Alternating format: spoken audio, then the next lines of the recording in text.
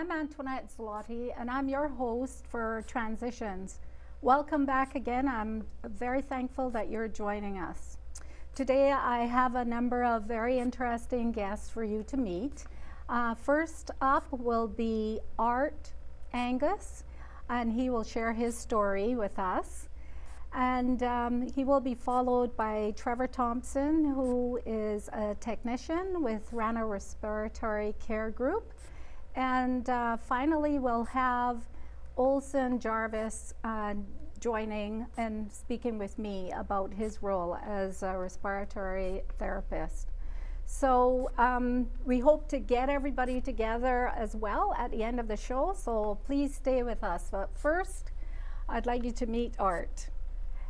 So Art, could you tell us a little bit about your story as to what kind of things you did before you came on the home oxygen program? Well, from my working days, you mean, and that? Yeah. And that, well, yes, it was, first off, we all smoked. That was one thing that we all smoked. I was born in the mid-20s, and when you got about 14 years of age, you started smoking. Yeah. And you rolled your own. There was no filters or anything.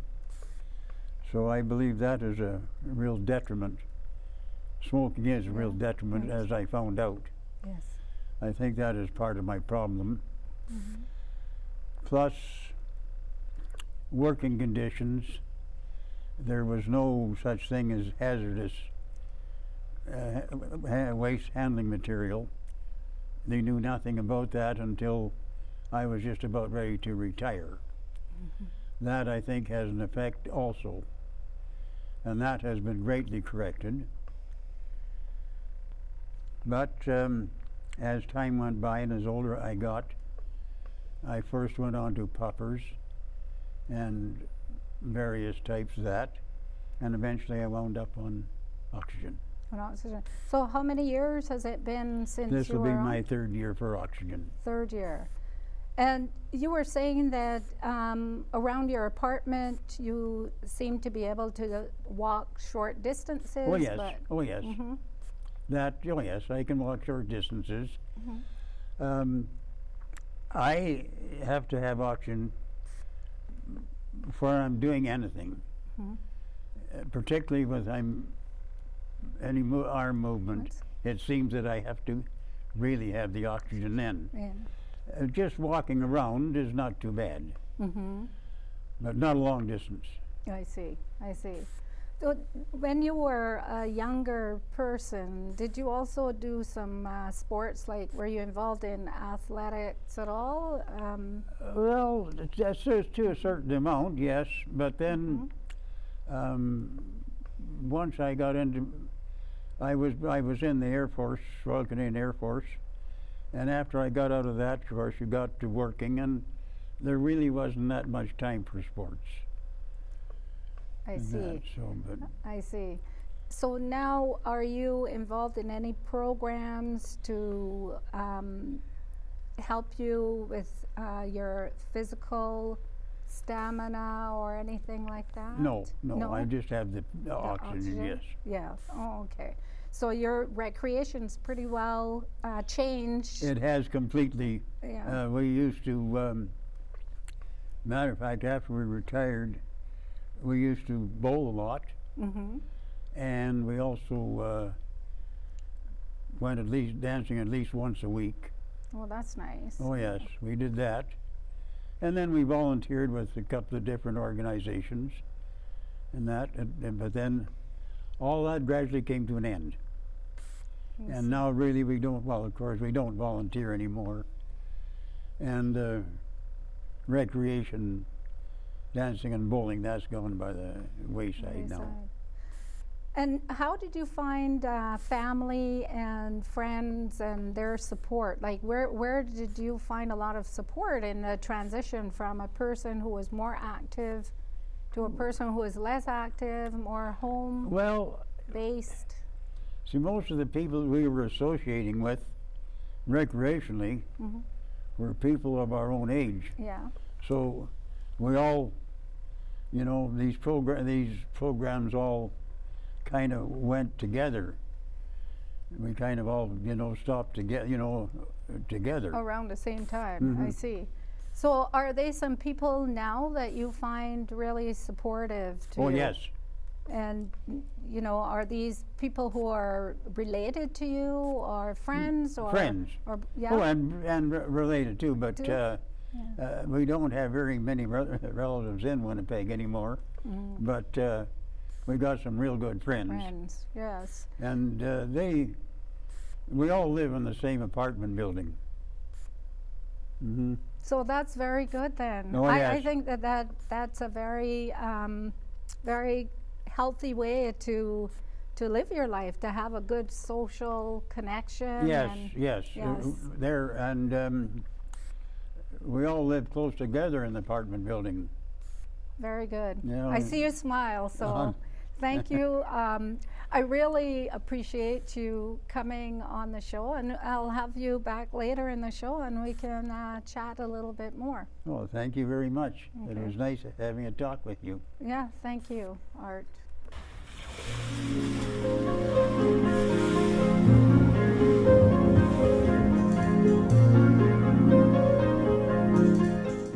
Welcome back to Transitions. I'm here with Trevor, and Trevor is a technician with Rana Respiratory Care Group. Trevor, you brought in some really interesting looking pieces of equipment here. Can you explain what this is all about? Yeah, for Yeah. sure. So I'll start over here on the left. This is called an oxygen concentrator. They've came a long way in the last few years. Definitely a lot quieter and a lot smaller than they used to be. It's typically the primary source people would use in home when needing oxygen on a continuous basis. So basically what it does is it filters out the room air, takes the nitrogen and argon out of the air and leaves you with just the oxygen. What I usually tell people is it's like having another person over. So you're sitting having coffee with someone, they're taking the oxygen out of the air. That's exactly what the machine does. It's just running it to the person via oxygen tubing and cannula. I see. So is this pretty heavy or? They weigh just around 30 pounds. They're mainly stationary. They are on wheels. So you can move them around a little bit, but you can put a maximum of 57 feet of tubing on the machine. And people typically would put it somewhere central in the home so that they can kind of walk everywhere they need to go. And we usually help try and find the best location in the home to put that.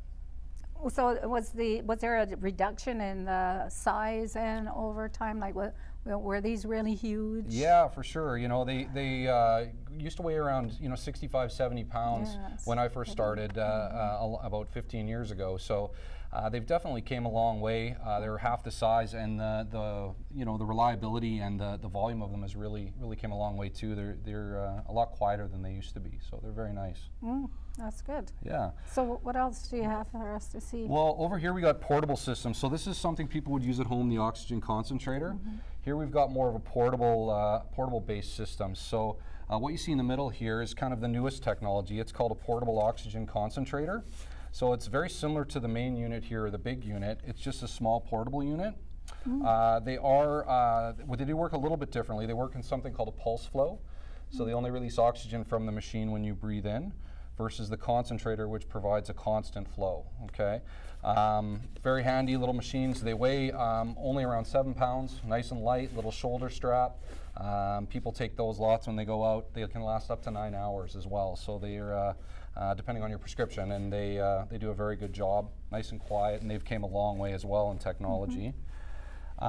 Over here a little further, you've got portable oxygen cylinders. So we have a wide variety of sizes. We just brought a couple here. One is a little larger that you'd see people pulling around on the little two-wheel cart that we have here. And then something smaller that's a little more portable to carry, very light, about 3.5 pounds, okay?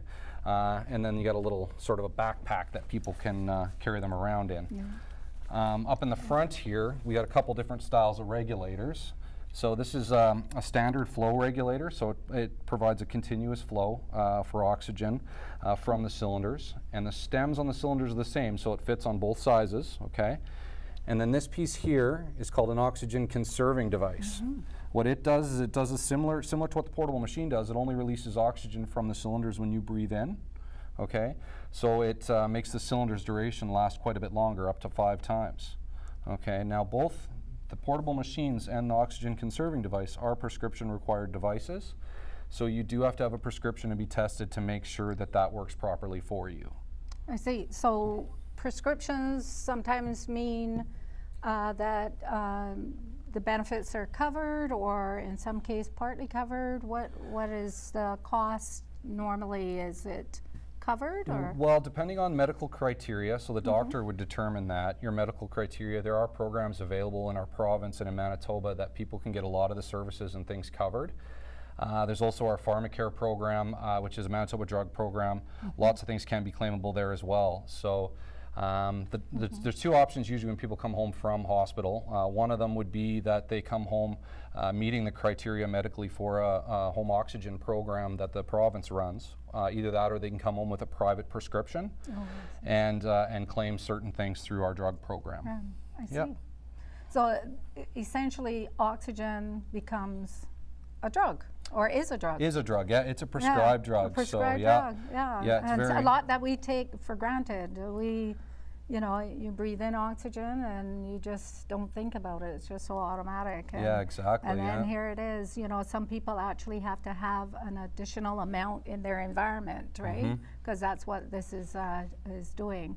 Do you find that people sort of in the community, they pick up on the fact that it is necessary, and then they adapt to it, just like grabbing your purse and running out the door? Like, do they adapt to it? Definitely does. Yeah? It's a definite transition. It takes time for sure. People, and that's why people usually have a good support network. Us as a company, we really try and support people in getting them using it. The more they use it, if the doctor prescribed it for them, the better it will be for them. It's definitely a beneficial thing for them if they've been prescribed. Yeah, for sure. And this is the newest piece of equipment, eh? That's right. Yeah. This is a very small 6-pound portable oxygen concentrator.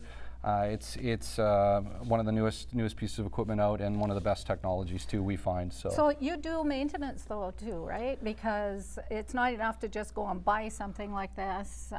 Is it better to have it through a company that will make sure that it's in working order? And yeah, when you do purchase stuff privately, there is a warranty on the equipment. Oh, okay. However, there is maintenance that does need to be done. Filter changes, especially with this machine at home. There's maintenance that we do with them. We check them to make sure that the oxygen that's coming from the machine, the purity check is done regularly to make sure it's working properly. And then there's intake filters that do need to be changed as well. Well, so that's quite a lot, and it's really an adjustment for people. So I'm glad that there are people like you, Trevor, out there helping people to adjust. And I'm going to have you back a little later after we talk to Olson Jarvis. And so stick around. We'll be right back, folks.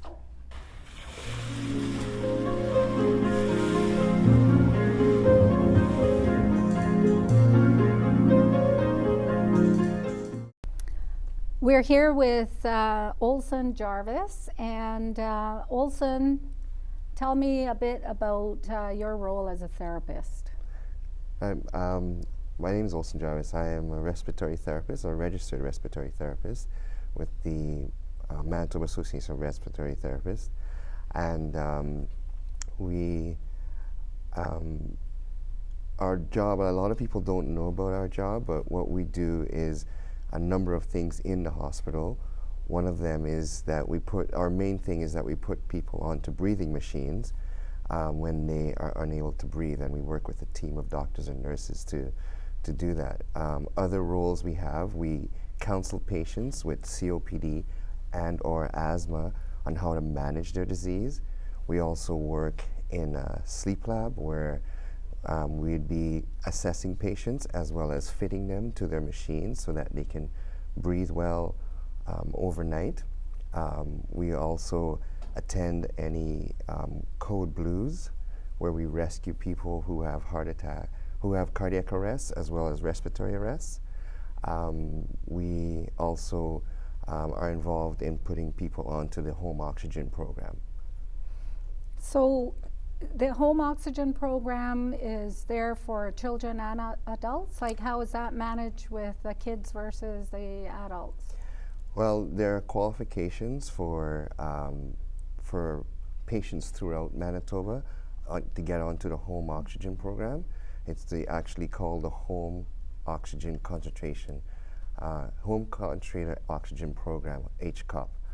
And the qualifications basically is for adults is you need to have a PO2 or a pressure of oxygen in your blood less than 60, or you have to show that you can walk further on oxygen. Another thing is you can go to the sleep lab and they'll do some testing on you, and then when they do the testing on you, they'll determine whether or not you need oxygen throughout the night.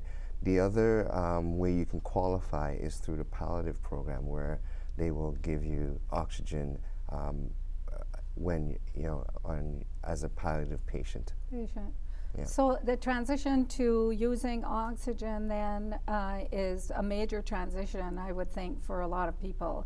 It could be probably pretty devastating to hear that now you have to be reliant on a machine to help you to breathe.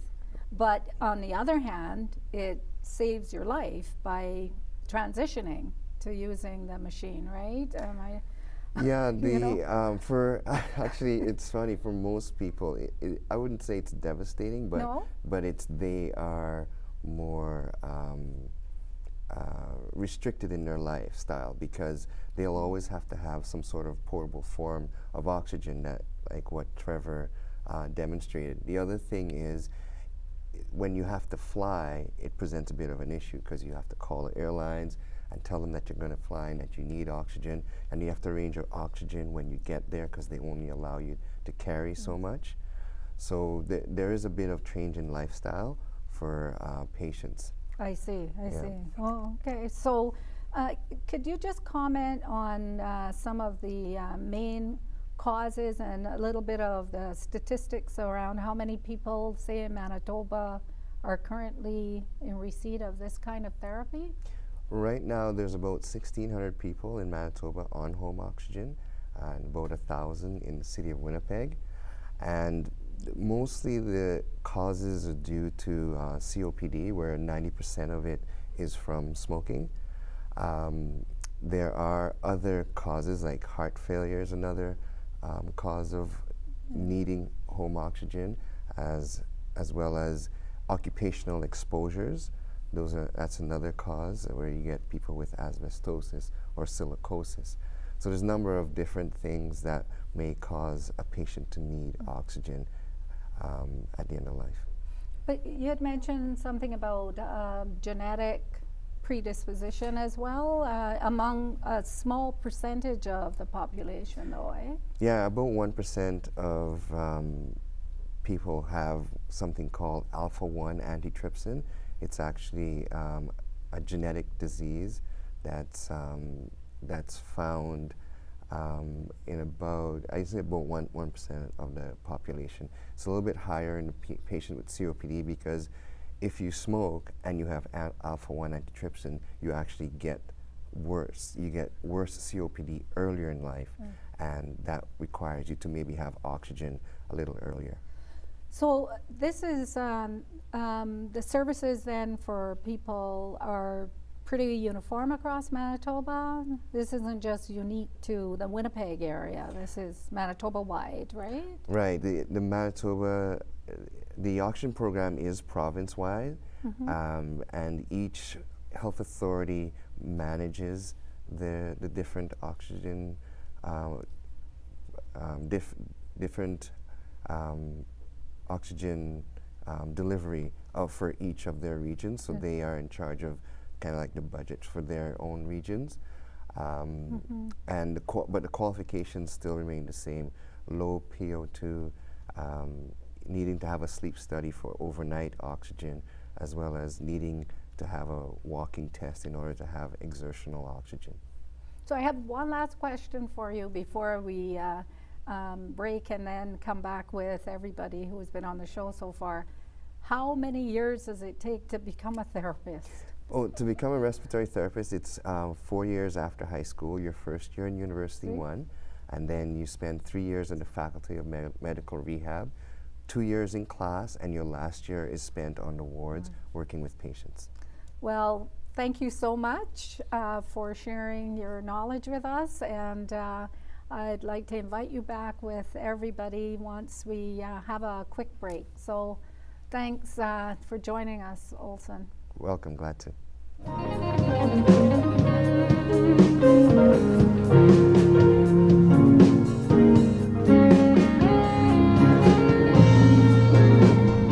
Welcome back to Transitions. I have all three of my guests today with me, and we've been talking about technology and about the services and so on. So what we're going to do is just talk a little bit about what we see as being the most significant change that's happened to people who face respiratory issues, and also what advice maybe each of us may have for people who are supporting individuals who have respiratory issues. So I'm going to turn it over to you, Art. Art, what do you think is the most significant change in this field? I think the oxygen concentrator is, for me anyway, is probably the most significant thing at the moment anyway. It gives you much more mobility. You have a period of time. If you go out with it fully charged, it's good for about 9 hours. And it has the adapter in your vehicle that you can plug it in, which gives you even a longer period of time. And with tanks, you can't do that. You have the small tanks, you'd have to take too many of them with you, and the big tanks you can't convey around. And the concentrator is, to me, is really the thing right now anyway. That's great. That's in terms of technology. Now, what about, do you have any quick sort of tips for family and friends? Well, I would give tips to young people. First, don't smoke. Oh, I see.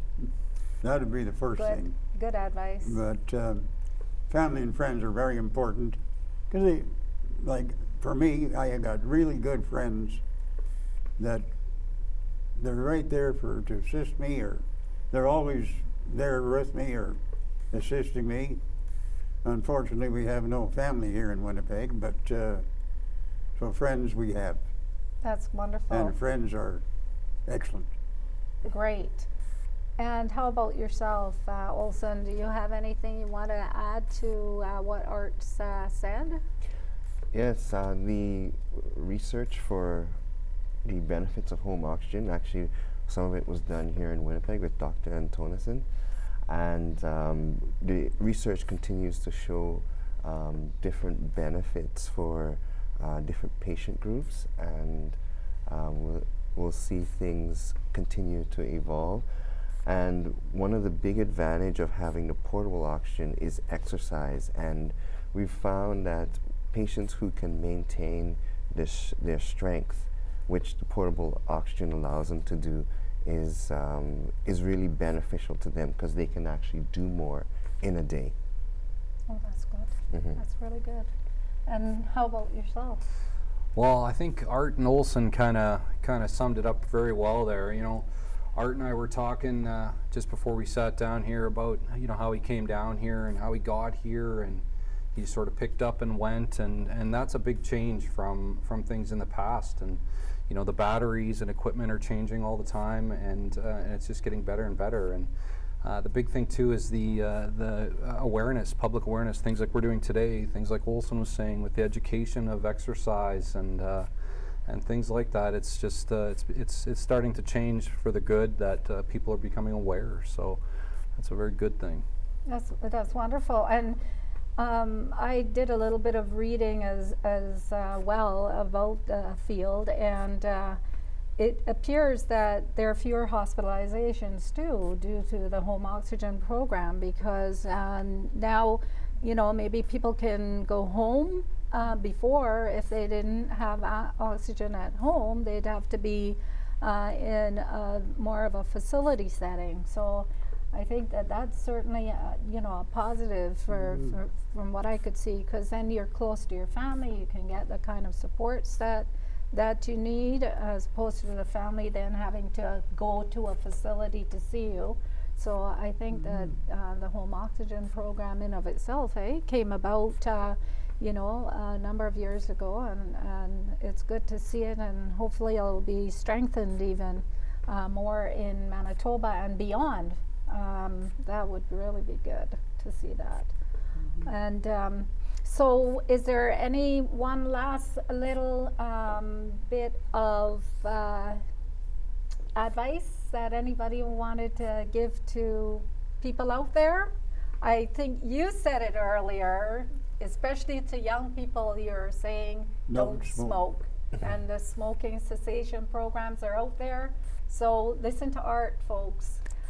He's telling you don't smoke, even though, Art, you have many years more than all of us here, but still. Very nice of you to come on the show. Nice of you to be here as well, Trevor. Thank you. And Olson. It's been a pleasure speaking with all of you. It was nice to meet everybody today.